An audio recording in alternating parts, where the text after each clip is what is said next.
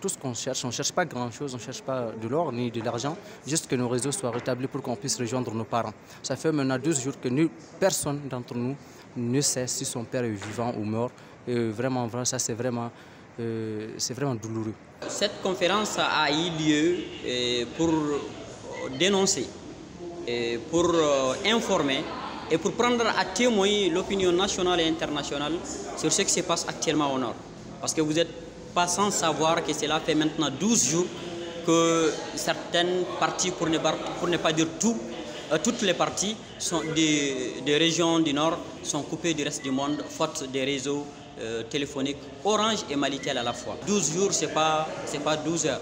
Même 12 heures sans réseau aujourd'hui, dans le monde où nous sommes au XXIe siècle, c'est vraiment trop. L'heure est grave et il va falloir les souligner et les faire entendre. Parce que là où on est, priver toute une contrée aussi importante que le Nord, de communication, ne pas avoir de nouvelles de ces gens, c'est vraiment inquiétant.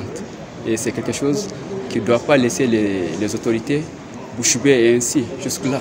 Nos parents, nos frères, nos sœurs ont aujourd'hui 12 jours, aujourd'hui fera le 12e jour qu'ils sont, c'est-à-dire hors du monde. Parce que quand on n'a pas de réseau aujourd'hui, on est hors du monde. On n'a pas de réseau. Et encore moins, tout le monde sait maintenant qu'avec le développement technologique, tout est lié au réseau. Aujourd'hui, au Nord, il y a l'obscurité. Les compteurs Isago, on n'arrive pas à les recharger. L'abonnement ne sera pas possible par faute de réseau. La carte AMO n'est pas utilisable. La banque ne fonctionne pas. Il y a tant d'autres aspects qui sont touchés. Et là, nous lançons un cri de cœur à l'endroit de toute l'autorité, des autorités du Mali pour qu'elles puissent savoir en toute sincérité que ça, c'est une affaire très grave et elle doit coûte que coûte prendre ça au sérieux. Ça, ce n'est pas seulement un simple problème de réseau. C'est plus que ça. Ça va au-delà de ça. C'est des vies qui sont en danger. Comme nous, on le savons, n'est-ce pas? Le Nord, n'est-ce pas, il y a l'insécurité totale. Cela va s'ajouter, n'est-ce pas, à la coupure, sinon les perturbations du réseau. Je crois que ça devient très compliqué. Le ministre de la Communication, le 2G d'Orange Mali, le 2G de Malitel Move Africa, et si eux ne communiquent pas officiellement pour apaiser l'esprit de cette population, pour leur faire savoir que c'est un problème dont eux, ils ont la solution et qu'il y aura réparation bientôt, la situation demeure toujours grave et inquiétante. Je crois que les perturbations ont commencé le mardi passé. Tout de suite, nous, jeunes de différentes localités, nous avons contacté les uns et les autres et créé un groupe WhatsApp.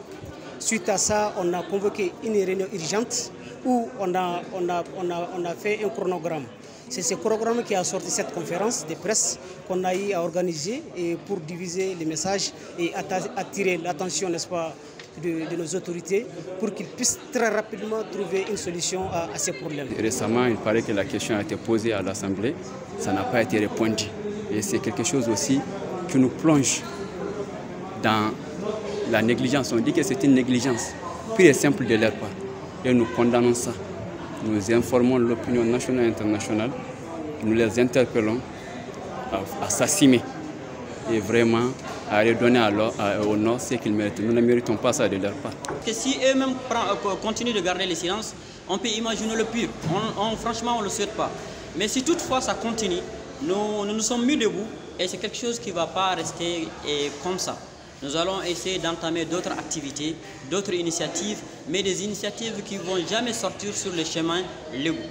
Donc tout ce que nous allons faire, nous allons le faire dans le respect, dans le respect de tout le monde. Moi, je souhaite que les autorités prennent conscience et pensent un peu aux nordistes, parce qu'on est tous de Maliens. Donc on a nos frères là-bas, qu'ils se mettent à la place des nordistes, vivant au Mali, vivant plutôt à Bamako, qui ont 12 jours sans les nouvelles de leurs parents.